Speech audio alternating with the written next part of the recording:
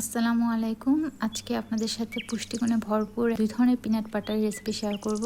একটা সাধারণ peanut butter আর একটা একটু চকলেট ফ্লেভারের পিনাট বাটার। তাহলে চলুন দেরি না করে রেসিপিটা শুরু করি। প্রথমে একটা ফ্রাইং প্যান গরম করে নিয়েছি মিডিয়াম হিটে। এখন এটাকে লো মিডিয়ামে রেখে ২ কাপের মতো চীনাবাদাম দিয়ে দিব। এখন বাদামগুলোকে লো হিটে ৮ থেকে ১০ মিনিটের মতো রোস্ট করে নেব। একটা সুন্দর অ্যারোমা বের হবে বাদাম থেকে, তখন বুঝবেন বাদাম টালা হয়ে গেছে। এখন একটা ব্লেন্ডার জারে ১ কাপের থেকে একটু বেশি পরিমাণ বাদাম নিয়ে নিব।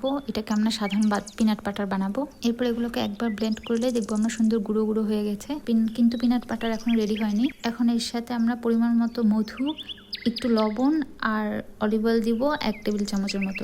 আপনারা চাইলে লবণটা অ্যাভয়েড করতে পারেন, তবে দিলে একটু টেস্টটা বেটার আসে। এখন এগুলো সবগুলো একসাথে নিয়ে ১-২ বার আরও ব্লেন্ড করে সুন্দর আমরা একটা স্মুথ পেস্ট পেয়ে যাব।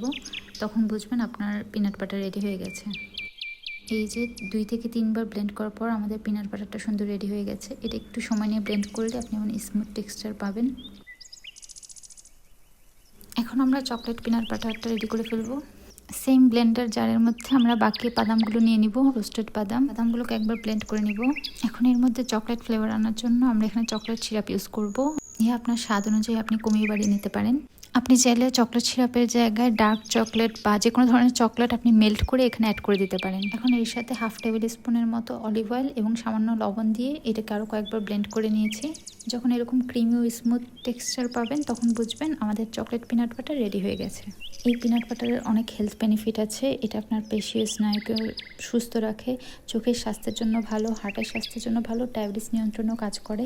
আমার রেসিপিটা আপনাদের কাছে ভালো লেগে থাকলে একটা লাইক এবং কমেন্ট করে দিবেন এবং আমার ইউটিউব চ্যানেলটা সাবস্ক্রাইব করে দিবেন এবং আমার পেজে ফলো দিয়ে রাখবেন।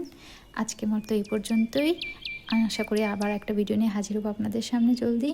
ততদিন পর্যন্ত ভালো থাকবেন, সুস্থ থাকবেন, হাসি খুশি থাকবেন। ধন্যবাদ।